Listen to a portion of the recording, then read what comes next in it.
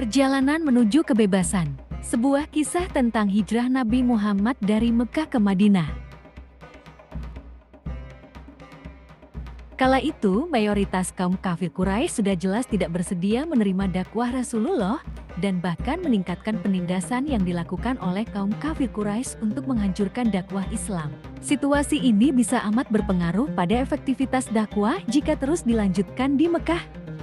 Oleh sebab itu Rasulullah mulai membujuk kaum muslimin di Mekah untuk berhijrah, maka sekitar 70 orang bersama keluarganya pergi meninggalkan Mekah menuju Yatsrib.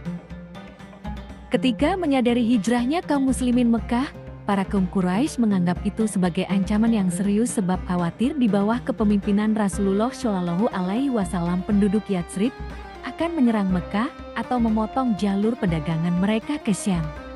Kaum Quraisy pun melakukan rapat di Darun Nadwah atau parlemen Mekah yang menghasilkan keputusan bahwa mereka akan membunuh Rasulullah Shallallahu Alaihi Wasallam. Lalu malaikat Jibril turun membawa wahyu yang isinya memberitahukan kepada Rasulullah Shallallahu Alaihi Wasallam tentang rencana kaum Quraisy dan izin Allah kepada beliau untuk hijrah dari Mekah.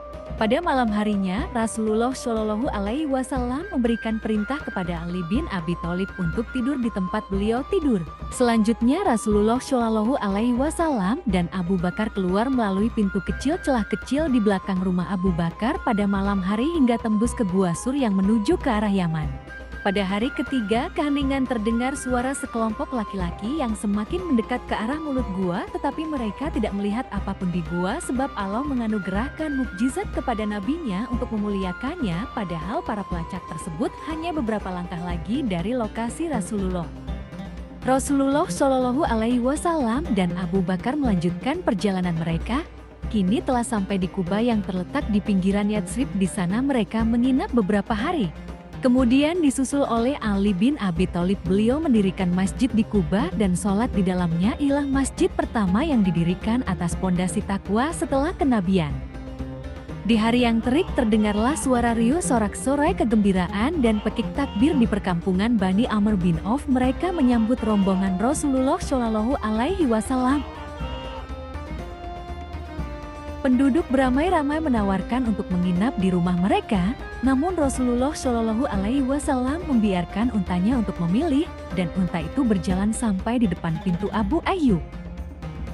Kemudian dibangunlah Masjid Nabawi di sana, dan dirumuskanlah piagam Madinah sebagai kesepakatan yang diberlakukan bagi orang-orang Muslim dan non-Muslim di Madinah. Tujuan adanya piagam ini untuk mewujudkan keharmonisan, saling menghormati, toleransi, dan saling menjaga lingkungan di kota Madinah. Itulah kisah tentang hijrah Nabi Muhammad dari Mekah ke Madinah. Terima kasih banyak karena telah meluangkan waktu untuk menontonnya.